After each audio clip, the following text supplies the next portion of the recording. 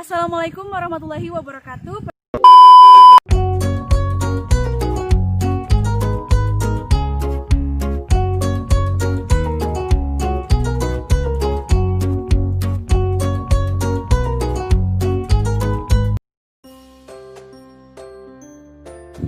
Assalamualaikum warahmatullahi wabarakatuh. Perkenalkan, nama saya Nur Fadila, Stanbook A351190011. Saya merupakan mahasiswa di Universitas Tadulako, Fakultas Keguruan dan Ilmu Pendidikan Program Studi Pendidikan Geografi.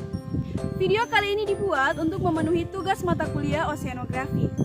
Seperti yang kalian baca pada judul deskripsi video, kita akan membahas tentang hutan mangrove. Sebelumnya teman-teman sudah tahu belum apa sih itu hutan mangrove? Hutan mangrove merupakan hutan atau hutan bakau yang berada pada lingkungan perairan payau. Nah teman-teman, melanjutkan pengertian hutan mangrove yang saya sampaikan tadi, ternyata kata hutan mangrove berasal dari bahasa Portugis dan bahasa Inggris loh.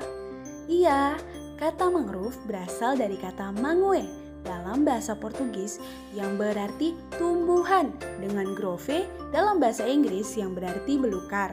Sementara itu, dalam literatur lain disebutkan bahwa istilah mangrove berasal dari kata mangi-mangi dalam bahasa Melayu kuno. Nah, setelah kalian tahu tentang pengertian hutan mangrove yang saya jelaskan tadi, selanjutnya apa sih ciri-ciri dari hutan mangrove itu? Ini dia.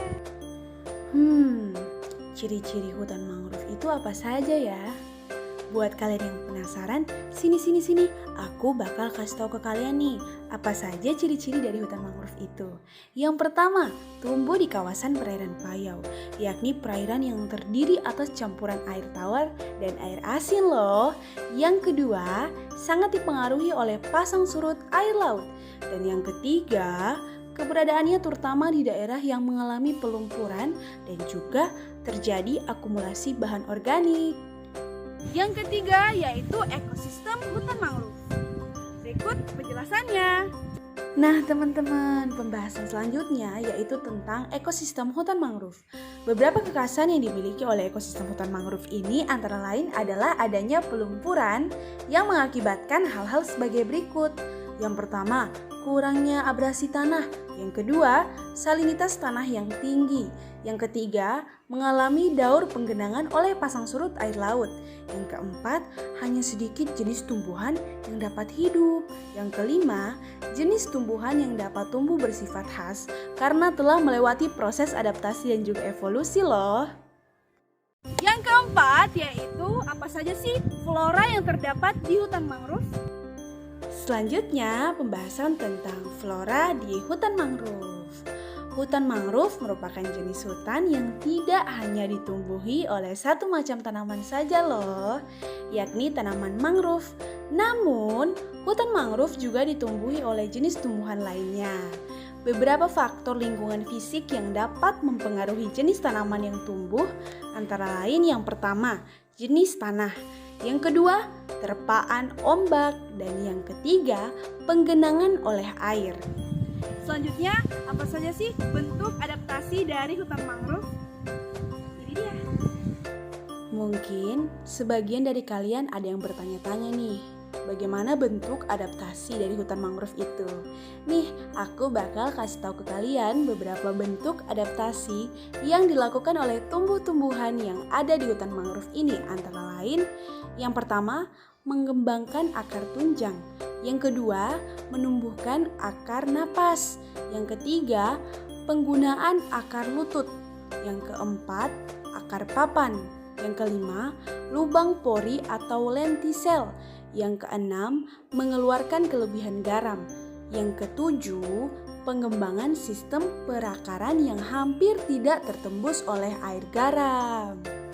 Nah, selanjutnya kira-kira apa saja sih fungsi dari hutan mangrove itu? Kalian tahu nggak? Ternyata hutan mangrove itu memiliki beberapa fungsi dan juga manfaat loh. Seperti apa ya? Ini dia. Selanjutnya, apa saja cara-cara untuk melestarikan hutan mangrove yang telah rusak? Berikut cara-caranya.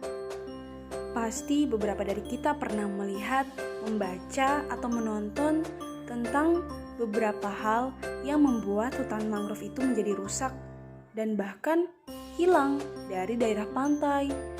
Nah, ini aku akan kasih tahu ke kalian beberapa cara untuk melestarikan kembali hutan mangrove yang telah rusak, antara lain sebagai berikut. Yang pertama, penanaman kembali hutan mangrove. Yang kedua, pengaturan kembali tata ruang wilayah pesisir. Yang ketiga, peningkatan kesadaran masyarakat. Yang keempat, peningkatan pengetahuan masyarakat dan penerapan kearifan lokal mengenai konservasi. Yang kelima, program komunikasi konservasi hutan mangrove. Yang keenam, perbaikan konsisten wilayah pesisir secara terpadu dan berbasis masyarakat. Nah, itu dia penjelasan mengenai materi hutan mangrove. Maafkan jika ada kesalahan penyampaian informasi maupun dalam pembuatan video ini. Tapi semoga apa yang saya dapat sampaikan kepada teman-teman semua dapat bermanfaat. Terima kasih and thanks for watching. Bye-bye. Assalamualaikum warahmatullahi wabarakatuh.